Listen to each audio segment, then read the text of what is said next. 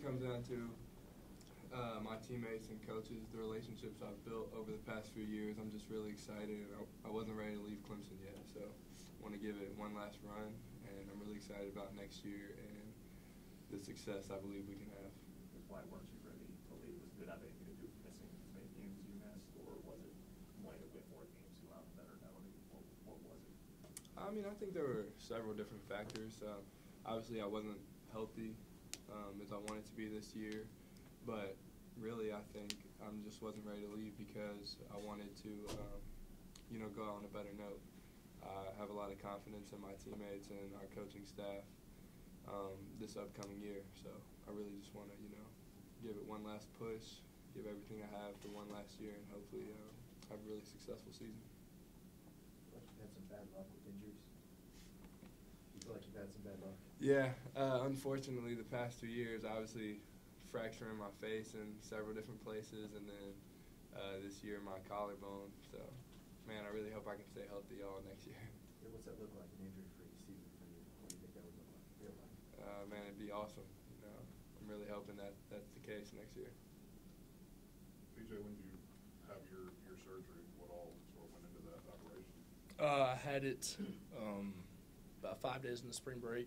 So I was, found out that I was having it. And I was on a boot for a while. Y'all knew that. But I found out I was having it, and I was like, all right, well, then I'm having surgery. Might as well throw the boot out. So before I went and had surgery, I got a few workouts in and stuff. But after that, because I knew I was going to be kind of locked up and jailed up for a little bit. So I'm about 2.5 weeks out now. And, they went in there, fixed it all up, said it looks perfect. And we got a great guy doing it, so Robert Anderson. So I think that I'm really confident in how I'm feeling. I know you said during the season you didn't rule out the possibility of surgery. So did you have more X-rays or things done to let you know you needed the surgery? It was more like what they ended up finding. For a while, we couldn't really figure out if there was a fracture in it or not. And, of course, they ended up going in there and finding one in the fourth metatarsal. So eventually it was kind of like, you got to have it. And so went in there and put a plate and some screws in. And they said it's more common than you'd think. And so I'd never have no problem with it. How difficult was last year trying to fight through that just all year long, never being able to practice the way you would like and get to where you want to be? And maybe we saw some production, but how much behind the scenes were you fighting all that? I mean, I was obviously fighting pretty hard to make sure I was on the floor, but at the end of the day, you got to look at your other teammates. I mean, Hunter's playing with 2 purple ankles and a fractured collarbone still. It's still not healed up. You got an X-ray there today. So if I'm out there saying I can't play, then I better look around and make sure everybody else is playing, because I need to be out there with them. But it's kind of your duty to go out there and fight with your brothers. And so, at the end of the day, whenever it comes game time, it's not that hard of a decision. What kind of timetable, I guess, are you looking at as far as getting back to? Full recovery is probably a little over 3 months. In about 8 weeks, I'll start doing some running, or 8 weeks out of surgery, not 8 weeks from now. But then after that, I'll slowly start progressing, and eventually I'll be, sometime this off season, be back on the floor. When did you start to notice that? Was that something that kind of you could feel in high school even? Well, yeah, I had a small problem with it in high school. It wasn't a big deal. I'd put a boot on for 2 weeks, then I never had another problem with it. And then this past year, around the first couple weeks of the season, the first few games, it was a little sore, but I'm 6'10" with a size 17 shoe, so I was like, my feet are sore.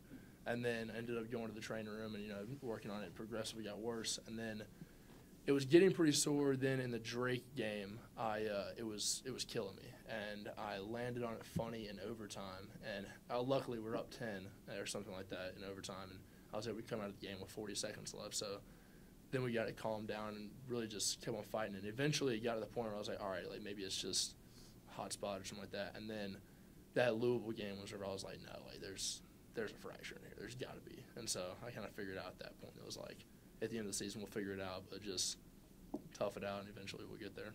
Yeah. So it was small enough fracture that you were able to play? Yeah, yes, sir. Yeah, it wasn't all the way through, but it was deep in the knuckle of the fourth metatarsal, kind of like towards the middle of the foot, and it was about halfway or 3/4 through. Yeah. I guess what went into the decision to play, knowing that there was a fracture there? Knowing that the doctor was telling me it couldn't get worse, it was more like if you can handle it, and if they tell me that, I'm gonna suck it up and just go out there and play. Because I know that whoever it is, I'm confident in everybody, but obviously I'd like to be out there. And so that was really my only thought. Whenever it came game time, it was pretty hard to turn it down.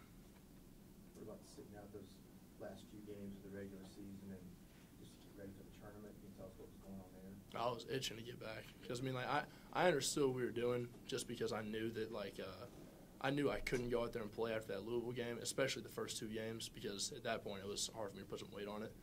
But then once that 3rd game passed, I realized, all right, like, it's time I can get back in the groove of it. I kept conditioning throughout that time. I was on the Echo bike, kind of just only doing that, getting form shots up, and that's about it. And so that allowed me to be able to come back. Yeah. What was it like for you last year, being the focal point of the offense at times? Even in high school, sometimes you were maybe the second option or third option. What was it like kind of taking your game to the point where you are the guy that's counted on to score key baskets? It's great. I mean, like, I know that's a huge role that they instilled in me, but the thing that gives me confidence like that are the guys around me. I mean, at the end of the game, like at Virginia Tech, I mean, I got Hunter in my ear yelling to me like, "You're the toughest guy I know," and that's not true and stuff like that.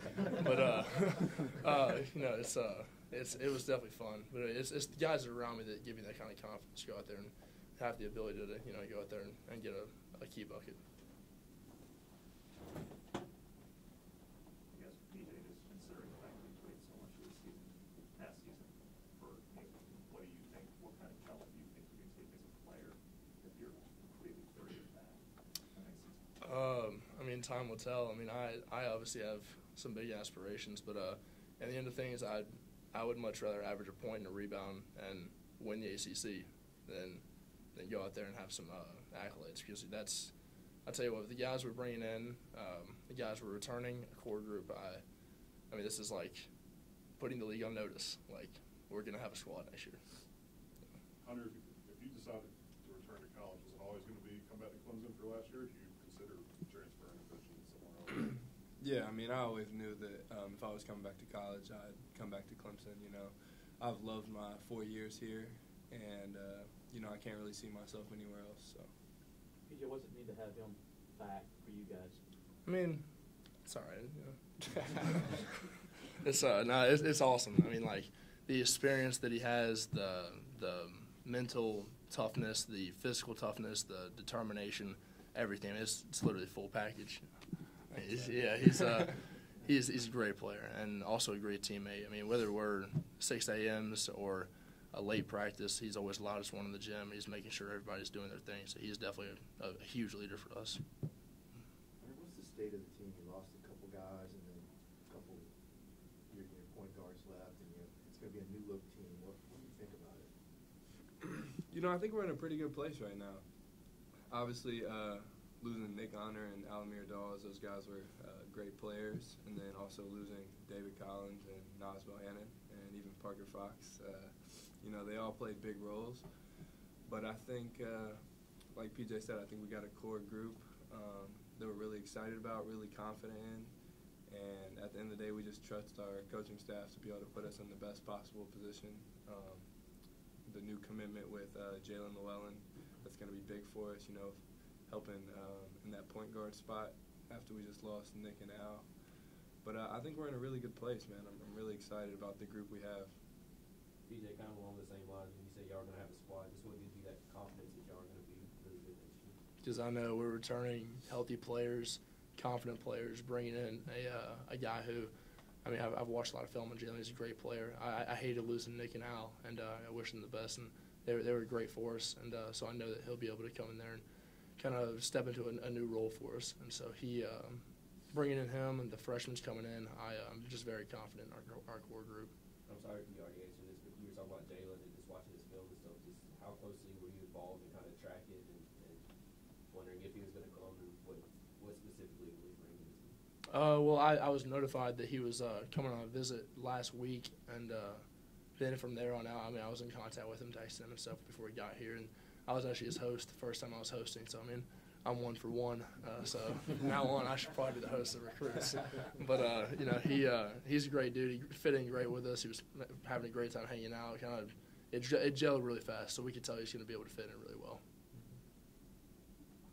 What do you guys make of Graham Neff saying he expects you guys to make the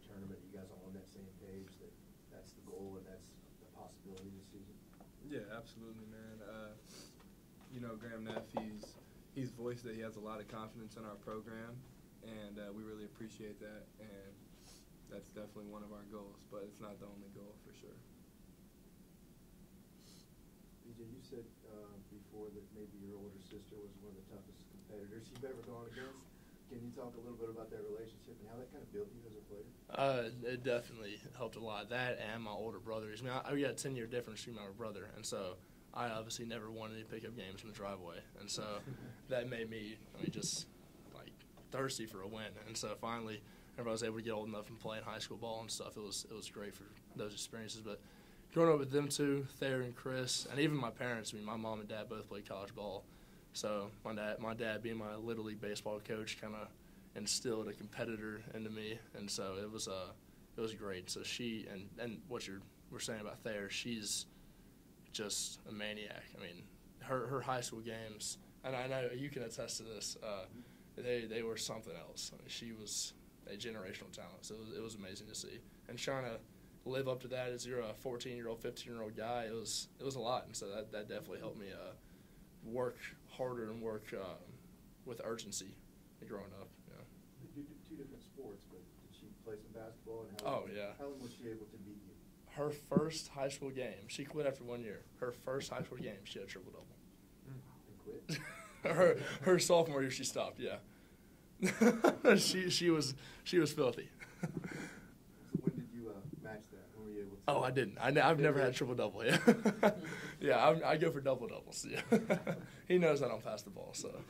But as far as meeting her talent level, when did you feel like you could hold your own against her? Are you there yet? Looking back on her, not yet. Not yet. She was 4-time All-American in Florida. Yeah, not quite. Yeah, I'm still working. What does your recovery look like? What does that involve? Is just staying home for the foot, or is there certain therapies you have to do? Yeah, right now it's I'll tell you what, it's real boring right now. Just because like it's no weight bearing, and so for right now it's just like some movements, move the foot, move the toes, and get some just some blood and fluid moving around in there. Then other than that, like I do therapy for like my entire leg because I'm obviously not using it right now. So it's kind of just maintaining what I have in my quads and hips to make sure that whenever I come back, it's not completely lopsided. You know. How do you not get stir crazy? Do what? Not get like stir crazy. You can't do anything. Oh, I am. Trust me. I watch these practices out there, and I'm like, oh, you got to be kidding me. Like, I need to be out there right now. But you know, Brondell giving me stuff about like I'm out of shape and stuff, and yeah, I know. So it's hard to watch them, but I know that it'll make me better eventually. When you watch the NCAA tournament, you see North Carolina have the success that they have, and knowing how closely you competed with them, do you sit there and does that make you think that maybe we're not that far off? That this is a team that played for a national championship, and we're right there, and we didn't make the tournament, but we're not that far away. Yeah, definitely. And obviously, I mean, like I'm not say like we would be where they were, but I mean it's because they had an amazing tournament and they made the ACC look great. There were a few teams that did very well in the tournament. I don't think the ACC got enough credit this year for how good they were. So it is great to look back, or not great. It's reassuring to kind of look back and say like, all right, like we got to get over our hump. We're right there. We're not there, but we can get to it for sure. A question for both you guys, but obviously there was an NIL collective announced here last week. I know, PJ, you're a part of that. But do you think that's something Clemson needed to get involved in and something that can maybe incentivize players staying here and not transferring a year or two into their time here? Yeah, I think so. It's come down to state legislation, and South Carolina for a while had much stricter rules on it than some of the other states. So now that that's been lifted, I think it's been lifted for a year at least, and now that that's happened, it's kind of like even the playing field a little bit, because if you have a state that's allowed to be more involved in their players' NIL opportunities, and then Clemson wouldn't be able to be as involved, then it can put us at a disadvantage a little bit. So it was a great job by Clemson, the athletic department, and our state government to be able to lift that legislation to even the playing field. So. Oh, me too. No, it was definitely huge because, I mean, Clemson does everything. So far, they've done everything great with us, and so they are. This new NIL collective is definitely huge. It'll definitely even the playing field a lot for South Carolina states, whether that be us or Carolina or even like a Coastal Carolina or something like that. It's also going to change the landscape of the NIL because I believe we were like the first collective NIL group in the country, and so I know that we've received calls from schools across the nation, and it'll change the landscape of it for sure. Now that there are NIL opportunities, especially here, do you think that might help in the future, like keep guys here instead of maybe looking for those opportunities elsewhere? I think that's a possibility, yeah. Obviously, you can get stuff anywhere you go, but I think that the way Clemson takes care of people, I think that it'll definitely be a big help for us. PJ, do you know timetable-wise, like when you can start doing stuff again, and I guess when long-term get back on the court, that kind of stuff? Yeah, once the incision completely heals, I'll be able to do some pool running in the water, and then after that, about 8 weeks out, I'll be doing some Alter G stuff. That's just a big inflation, basically bubble around me that lifts weight off me and helps me run on a lighter load, basically. And then from there, I'll start gradually going into a more natural state of running and jogging, putting weight on it.